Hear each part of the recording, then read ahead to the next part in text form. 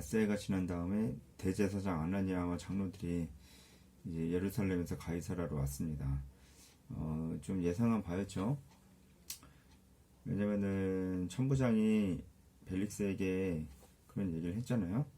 내가 다시 예루살렘에서 이 대제사장과 장로들에게 바울이 이제 여기 없다. 내가 총독 벨릭스에게 바울을 보냈다. 그래서 뭔가 더 할 얘기가 있으면 총독에게 가서 해라 라는 식으로 얘기를 했었습니다. 그렇기 때문에 이 사람들이 이제 총독에게 와서 다시 바울을 고발을 한 거죠. 천부장이 그 얘기를 듣고 아마 이렇게 다시 왔을 겁니다. 와서 바울을 다시 고발을 합니다. 그런데 이번에는 대제사장과 장로들만 있는 게 아니고 더둘러라는 사람을 동행하는데요. 이 사람은 변호사다라고 나와 있습니다. 이 사람은 굉장히 뛰어난 언변가였던 것 같아요.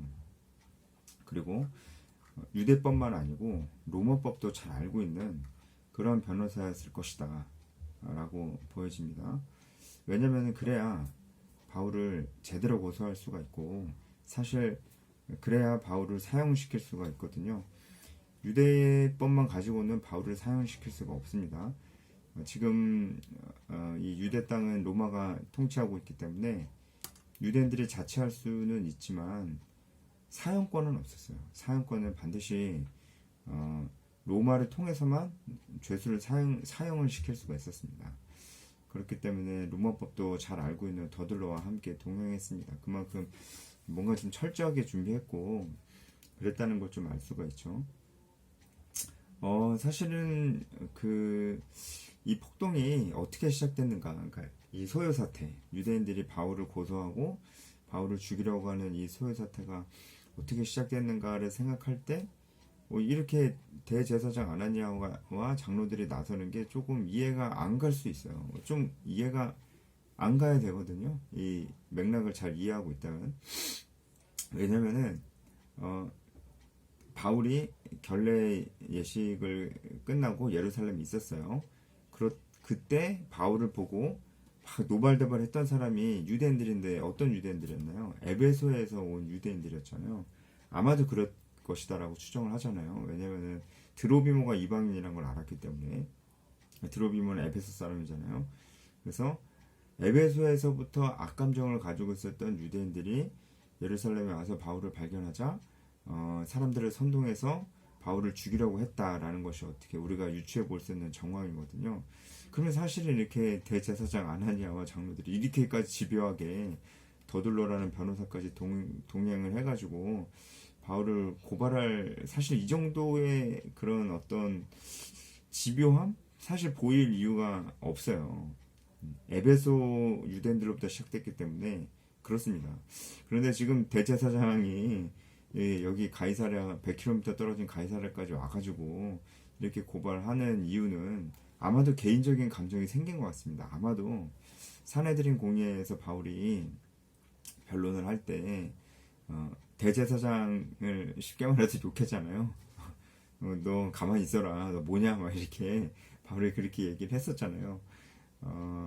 그때 바울이 실수한 거긴 한데 원래 이 대제사장 아나니아는 원래 나쁜 사람이었는데 바울에게 그런 얘기를 들으니까 이제 가만히 못 있겠다, 반드시 죽이겠다 이런 생각이 든 것 같습니다.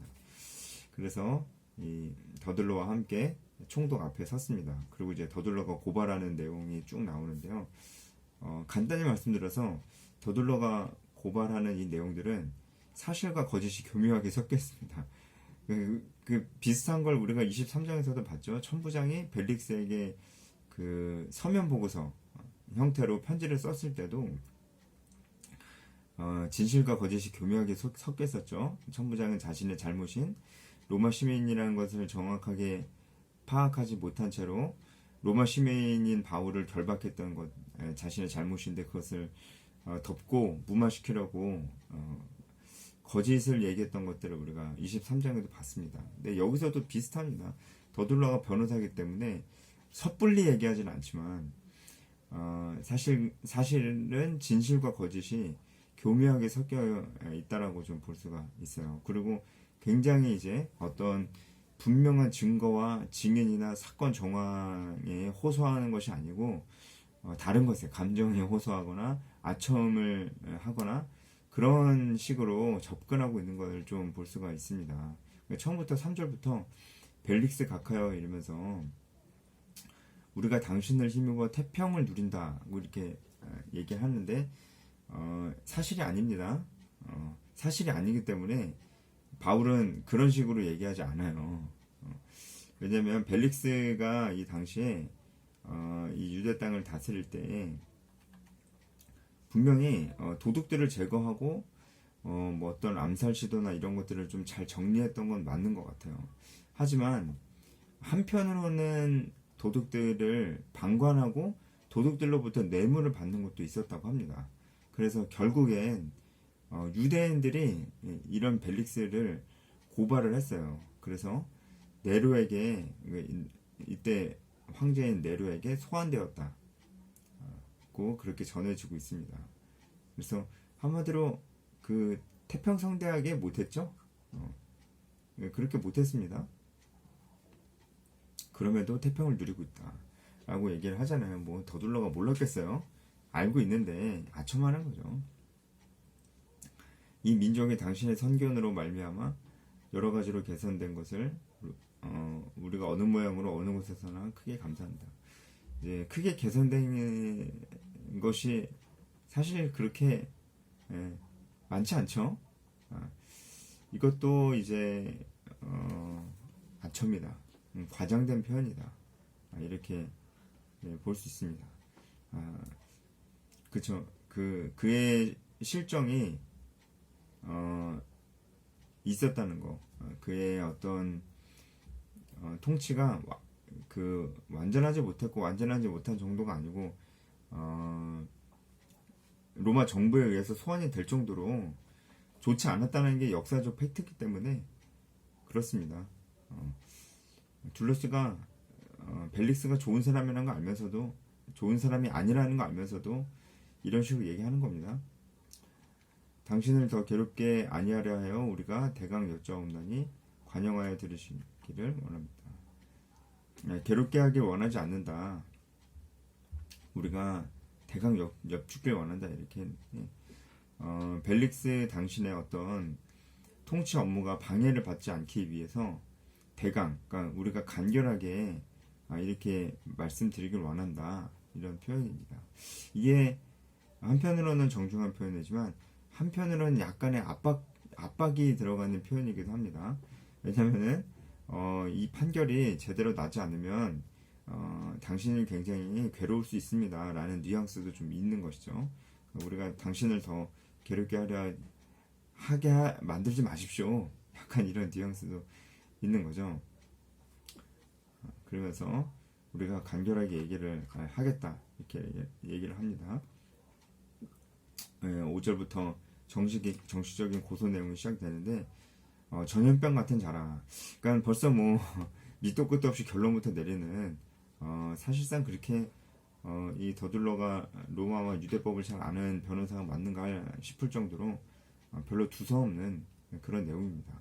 이 전염병은 페스트, 흑사병을 가리킵니다. 그런 사람이 바로 바울이다 라고 얘기하는 것이죠. 전염병 같은 자라. 천하에 흩어진 유대인을 다 소유하게 하는 자요 나사렛의 이단이요. 이것도 다 과장법이죠. 천하에 흩어진 유대인을 다 소유하게 한다 라는 것도 과장이죠. 지금 여기는 법정이잖아요. 그러니까 그 말을 참 잘해야 되는데 이런 표현, 이런 발언 하나하나가 사실 이 법정에서 발언권을 얻고 얘기하는 거라고는 보이지 않을 정도로 굉장히 과장된 표현들, 사실에 근거하지 않은 표현들로 이루어져 있다 라는 겁니다. 왜 이렇게 됐을까? 왜 이런 얘기를 하게 됐을까? 더둘러도 왜 이런 얘기를 하게 됐을까? 이미 더둘러나 여기 바울을 고발하러 온 사람들이 이성이 마비가 되고 분노와 그런 감정적인 것들이 굉장히 앞서 있다는 것이죠. 또 불안함, 두려움 같은 것도 있었을 겁니다. 이제 바울에게 어떤 기득권을 뺏기는 것이 아닌가라는 생각이 들기도 했을 것이고, 여러 가지 좋지 않은 감정들이 많이 섞였기 때문에 이런 사실상 너무나 빈약한 발언들을 한 것이다.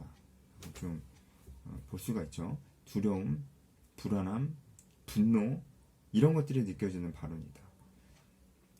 나사렛 이단이라고 바울을 이제 얘기를 합니다. 이 표현을 바울이 이따가 또 언급을 하는데, 그가 또 성전을 더럽게 하려 했다. 그래서 우리가 잡았다. 요것도 한번 그 교묘한 이 표현들 한번 보겠습니다. 그가 성전을 더럽게 하려 했다.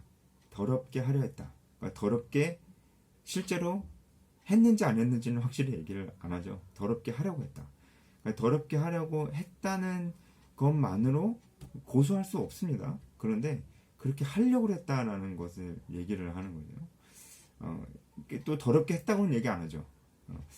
예전에 바로 이제 유대인들은 바울에게 이제 당신이 성전을 더럽게 했다라고 얘기했는데 그렇게 한 적이 없거든요. 그래서 더둘러가 그래도 변호사니까 그렇게 얘기하면은 바울이 성전을 더럽게 했다 이렇게 얘기하면은 불리할 줄 아니까 그렇게 얘기는 안 해. 근데 더럽게 하려고 했다라고 얘기를 하는 거죠. 참 그렇죠. 역시 빈약하고 웃깁니다. 법정적인 발언이라고 보기에는 너무 빈약하고 그래요. 우리가 잡았다. 이거는 이제 거짓말입니다. 성전을 더럽게 하려므로 우리가 잡았다가 아니죠. 그냥 잡은 게 아니죠. 이제 죽이려고 그랬죠. 그 에베소 유대인들의 선동으로 인해서 바울을 잡고 사실 어떤 것이 죄목인지도 분명히 몰랐어요. 그래서 일단은 죽이려고 그랬습니다. 그때 이제 천부장이 나타나서 그걸 말렸었죠. 그러니까 이것도 잘못된 진술입니다. 이렇게 더둘로의 어떤 발언이 끝납니다. 그래서 그 발언이 끝나자 거기 있던 유대인들이 다 이 말이 옳다라고 이제 막 바람을 막 잡죠.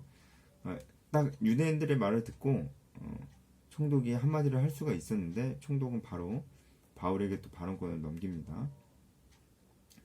그래서 바울이 얘기하기 시작합니다. 바울도 재판장인 총독에게 인사를 하면서 발언을 시작합니다. 이게 이 당시 어떤 관례 같은 것이었던 것 같아요. 예의를 갖추는 거죠. 예의를 갖추는데 바울이 총독에게 인사할 때는 더둘로와 달리 아첨적인 말을 하지는 않습니다. 당신이 여러 해 전부터 이 민족의 재판장이 된 것을 내가 알고 있다. 이게 맞는 말이거든요. 여러 해 전부터 한 6년 정도 됐는데 이 민족의 재판장이 됐다. 유대 민족의 재판장이 됐다라는 것을 내가 알고 있다. 이제 총독이 이렇게 자기가 다스리는 민족의 재판자의 역할을 하기 때문에 이것도 사실입니다. 그리고 통치자라고 안 하잖아요. 그죠? 재판장이라고 하잖아요. 그것도 바울이 아첨적인 말을 하지 않고 그런 표현을 하지 않고 딱 사실만 얘기하고 있는 것이라고 볼 수가 있죠. 그런 바울의 모습 속에서 바울은 굉장히 좀 당당하고 그 바울 본인도 이제 그렇게 얘기하지만 양심의 거리낌이 없는 그런 바울의 태도와 그런 모습들을 좀 볼 수가 있습니다. 그러니까 내가 기꺼이 변명하겠다 얘기하면서 변호를 시작을 하는 겁니다. 당신이 아실 수 있는 바와 같이 내가 예루살렘에 예배하러 올라간 지 열 이틀밖에 안 됐다 라고 얘기합니다. 지금 바울이 예루살렘에 도착해서 예루살렘에 구제헌금을 가지고 도착을 했죠.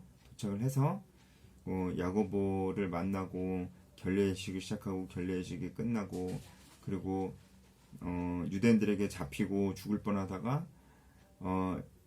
이제 안토니오 요새에 끌려가고 사내들은 공회에 가고 투옥됐다가 지금 가이사라까지 오는 이 사건이 전부 다 해가지고 12일밖에 안 됐어요. 그나마도 가이사라에 와서 지금 5일 만에 제사를 받는 거니까 그 모든 일이 12일, 2주도 안 됐어요. 그래서 이 12일 동안 어떤 일이 있었는지 차례대로 한 번 더 정리해서 말씀드리겠습니다. 첫 번째 날 바울이 예루살렘에 도착했습니다. 두 번째 날 바울이 야고보와 만났습니다. 그래서 야고보가 그 나시린의 결례 예식을 하는 사람들과 함께 결례 예식을 하고 그리고 그들을 지원해줘라는 얘기를 들었고 바울이 거기에 승낙을 하죠. 그게 둘째 날입니다. 그 세 번째 날 결례 예식이 시작이 됐습니다. 이게 그 5일 동안 진행이 되고 그 결례가 끝난 다음에 이제 머리를 깎으니까 그때 이제 그때가 7일째 되는 날이었습니다. 3일째 결례가 시작되고 7일째 결례가 끝나고 그때 유대인들에게 이제 잡힌 거죠. 잡히고 그때 죽을 뻔하다가 그러니까 7일째 그때 잡히고 죽을 뻔하다가 천부장이 구해주고 그 계단 위에서 유대인들에게 어떤 복음의 메시지를 또 전하고 또 천부장에 끌려갔다가 그 다음에 산헤드린 공의 앞에 또 쓰는 거잖아요. 그게 산헤드린 앞에 쓰는 것이 8일째입니다. 그리고 그 다음에 다시 죽을 뻔해서 천부장이 다시 데리고 와서 투옥했었는데 유대인들이 40명이 바울을 죽이겠다고 하는 그 암살단이 꾸려진다는 것을 알고 천부장 루시아가 바울을 가이사랴로 보내기로 결정해서 가이사랴로 출발하는 게 9일째입니다. 가이사랴로 출발하고 가이사랴로 가는 중간에 안디바들이라는 곳에 잠깐 머물잖아요. 거기까지가 9일입니다. 이제 10일째는 가이사랴에 도착해서 가이사랴에 일단은 이제 구류가 되죠. 자택감금 수준이었는데 이제 그게 10일째입니다. 그리고 한 5일 정도 갇혀 있었어요. 그리고 이제 13일째 되는 날에 지금 재판을 받고 있는 겁니다. 그러니까 예루살렘에 온 지는 12일 됐죠. 이 많은 일들이 이 12일 안에 있었어요. 그래서 바울이 왜 그 12일밖에 안 됐다라고 이렇게 정확하게 기간을 얘기하냐면 내가 어떤 폭동을 일으키거나 어떤 뭐 사람들을 선동하거나 그런 시간이 나한테 없었다라는 것을 얘기하고 있는 것이죠. 바울의 발언이 훨씬 더 그 법정적인 발언에 훨씬 가깝죠. 알리바이를 얘기하고 있는 것이고 굉장히 논리적이고 사실에 근거한 것들을 얘기하고 있고 감정에 호소하는 것이 아닙니다. 그 얘기는 바울이 뭐 말을 그냥 단순히 잘하는 게 아니고 우리가 좀 봐야 될 것은 바울이 어떻게 이렇게 당당할 수 있느냐, 어떻게 이렇게 바울이 떳떳하고 흔들리지 않을 수 있느냐라는 모습들을 우리가 뭐 23장에서도 계속 봤었지만 지금도 계속 보게 되는 것입니다. 이런 모습들을 보고 있는 거. 바울은 지금 누가 변호사가 대신 변호해 주는 것도 아니고 자기가 자기 스스로 변하는데 굉장히 논리적으로 이렇게 얘기를 하고 있는 것이죠. 만약에 굉장히 두렵고 그랬으면은 이런 생각이 들지 않았을 거예요. 그냥 두려움이 없는 것이고 담대한 것이죠. 그들은 내가 성전에서 누가 변론하는 것이나 회당 또는 시중에서 무리를 소동하게 하는 것을 보지 못했다.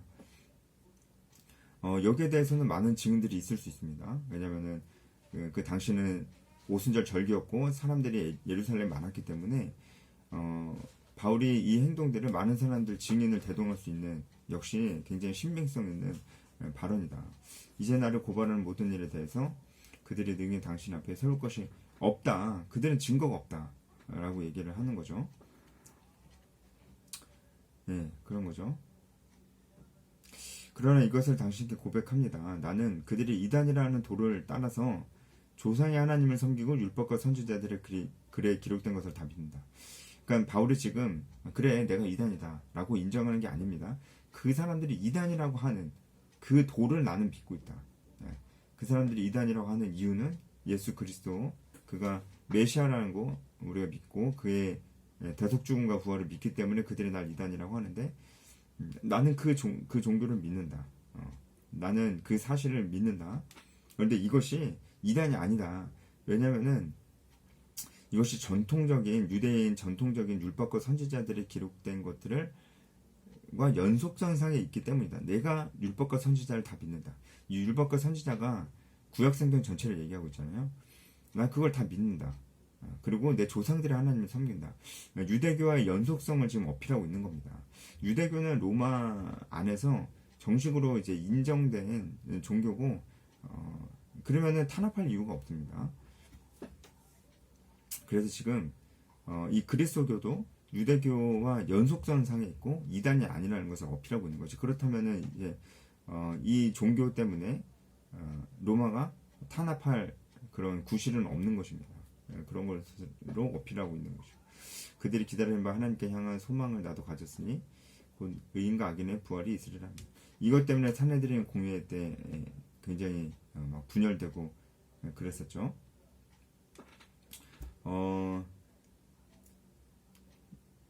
네, 부활에 대한 얘기를 여기서도 이제 하게 됩니다. 사실 근데 그 부활에 대해서 얘기를 해도 유대교와의 연속성이 뭐 문제가 있지 않냐 그렇게 볼 수는 없습니다. 왜냐하면 여기 있는 사람들도 상당수가 바리새인들이고 바울을 고소하는 사람들도 그 사람들도 다 부활을 믿었기 때문에 유대교와의 연속성이 있습니다. 하지만 그래도 이제 바울은 부활에 대해서 분명히 언급을 하는 겁니다. 나도 하나님과 사람에 대해 항상 양심의 거리낌이 없기를 힘쓴다. 이것이 이제 바울의 그 개인적인 고백이기도 하고 나는 거짓 없이 다 얘기하는 거다 이렇게 얘기하는 거기도 하고 한편으로는 더둘러는 그렇지 않다. 더둘러는 지금 위증하고 있다 라는 것을 또 어필하는 얘기이기도 하죠. 그게 또 사실이기도 하고요. 여러 해 만에 내가 내 민족을 구제할 것과 재물을 가지고 와서 예루살렘 구제원금을 얘기하는 것이죠. 여러 해 만에 몇 년 만에 예루살렘에 왔다는 거예요. 그러니까 그게 사실이죠. 한 4년에서 5년 만에 지금 바울이 예루살렘에 온 거거든요. 이 얘기를 하는 것도 내게 어떤 폭동을 위한 시간이 없었다. 나에게 그런 물리적인 시간이 없었다. 내가 예루살렘에 있었던 것도 아니다. 라는 것을 얘기하는 겁니다. 그래서 그 다음에 이제 18절은 어떻게 하다가 이런 소요 사태가 일어나게 되는지에 대해서 정확하게 이제 얘기를 하고 있습니다. 그리고 이것이 모함이라는 것을 19절에 또 얘기를 하면서 있습니다. 내가 지금 이렇게 고발을 당하는 게 부활 때문이다. 부활 때문이다. 라고 이제 얘기를 하는 것이고 실제로 사두개인들은 이 부분에 대해서 이제 굉장히 싫어했고 그런 것이죠. 그래서 바울이 얘기하려고 하는 것은 이것이 정치적인 문제가 아니다. 이것은 유대교 안에 있는 종교적인 문제다. 라는 것을 얘기를 하고 있습니다. 왜냐하면 만약에 유대교 안에 종교적인 문제라고 한다면은 벨릭스가 그 무죄로 석방할 가능성이 높습니다. 이렇게 얘기하고 있습니다. 자, 오늘 내용을 한번 쭉 이해하면서 바울이 얼마나 지혜롭게 얘기하고 있는지를 좀 볼 수가 있었을 겁니다. 우리가 좀 묵상할 수 있을 만한 포인트는 여전히 바울이 이렇게 굉장히 이런 절체절명의 상황 속에서도 흔들리지 않는 모습들을 계속해서 보여준다는 것이죠. 이것은 확신입니다. 확신. 진리에 대한 확신.